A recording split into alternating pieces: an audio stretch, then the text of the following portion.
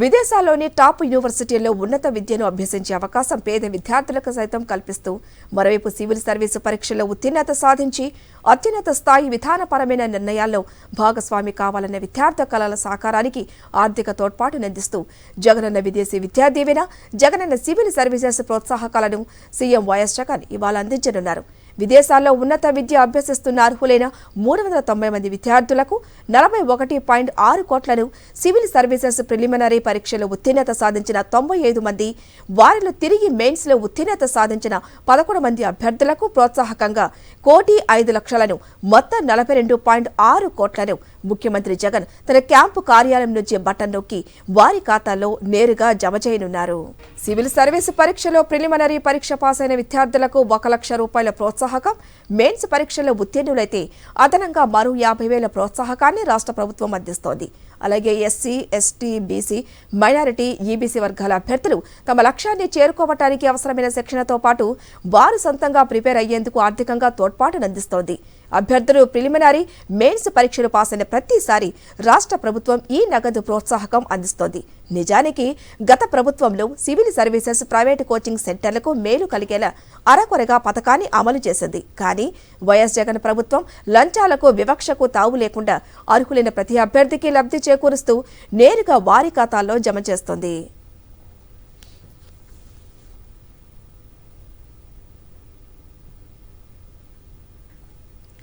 కేవలం శ్రీమంతుల పిల్లలకే అందుబాటులో ఉన్న విదేశీ విద్యను పేద విద్యార్థులు సైతం అభ్యసించే వీలు కల్పిస్తూ world university rankings, times higher education rankings ప్రకారం ఇంజనీరింగ్, మెడిసిన్, లా, జర్నలిజం తదితర 21 ఫ్యాకల్టీలలో ప్రవేశం పొందిన ఎస్సీ, ఎస్టీ, బీసీ, మైనారిటీ విద్యార్థులకు 1.25 కోట్ల వరకు, ఇతర విద్యార్థులకు 1 కోటి రూపాయల వరకు పూర్తి ఫీజు రియంబర్స్మెంట్తో పాటు విమాన ప్రయాణం, వీసా ఖర్చులను ప్రభుత్వం భరిస్తోంది. దీని ద్వారా ప్రపంచంలోని టాప్ 320కి పైగా అత్యుత్తమ కళాశాలలు ఉచితంగా చదువుకునేందుకు మన రాష్ట్ర విద్యార్థులకు అవకాశం కల్పిస్తోంది.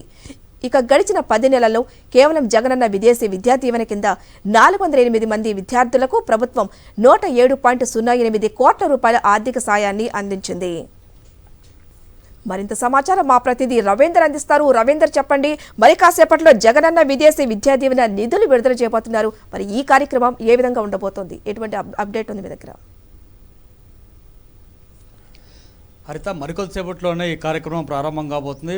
తాడేపల్లిలోని ముఖ్యమంత్రి క్యాంప్ కార్యాలయంలో బటన్ నొక్కడం ద్వారా ఎవరైతే విదేశాల్లో విద్యను అభ్యసిస్తున్నటువంటి విద్యార్థులు ఉన్నారో వారికి నేరుగా వారి ఖాతాలోనే నగదు జమ అయ్యేలా ముఖ్యమంత్రి చర్యలు అయితే చేపట్టారు. మరికొద్దిసేపట్లో ఈ కార్యక్రమం ప్రారంభం కాబోతుంది. ఇప్పటివరకు విదేశాల్లో విద్యను అభ్యసించడం అంటే కేవలం శ్రీమంతుల పిల్లలు, ధనవంతుల పిల్లలకు మాత్రమే పరిమితం అనే పరిస్థితి ఉండేది. కానీ ఇప్పుడు ముఖ్యమంత్రి జగన్మోహన్ రెడ్డి హయాంలో అలాంటి పరిస్థితి ఏం లేదు. విద్యావంతులు ఎవరున్నా సరే, ఎక్కడైనా సరే చదువుకోవడానికి ఎలాంటి ఇబ్బంది లేకుండా నేను చూసుకుంటానంటూ ముఖ్యమంత్రి ఏదైతే హామీ ఇచ్చారో ఆ హామీ ప్రకారమే వారికి ఆర్థికంగా చేయూతను అందిస్తూ ఉన్నారు.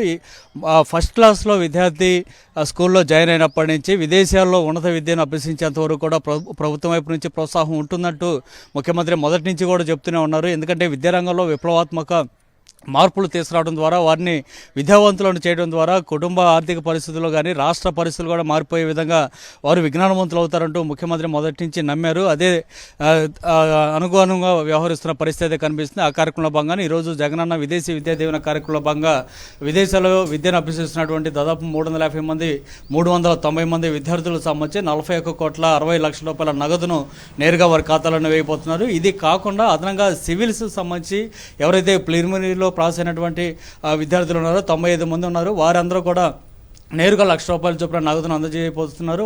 దాంతోపాటు ఆ 95 మందిలో కూడా మళ్ళీ 11 మంది ఇప్పటికే మెయిన్స్ ఎగ్జామ్స్ కూడా రాసిన పరిస్థితులు ఉన్న నేపథ్యంలో వారికి అదనంగా ₹50,000 కలుపుకొని ₹1,00,000 చొప్పున కూడా వీరికి నగదు అందజేయబోతున్నారు. మొత్తంగా ₹1,05,00,000 నగదును సివిల్స్ ఎగ్జామ్స్ రాసినటువంటి విద్యార్థులకు అందించబోతుండగా, మరోవైపు ₹41,60,00,000 నగదును విదేశాల్లో విద్యను అభ్యసిస్తున్నటువంటి విద్యార్థులకు అయితే అందించబోతున్నారు.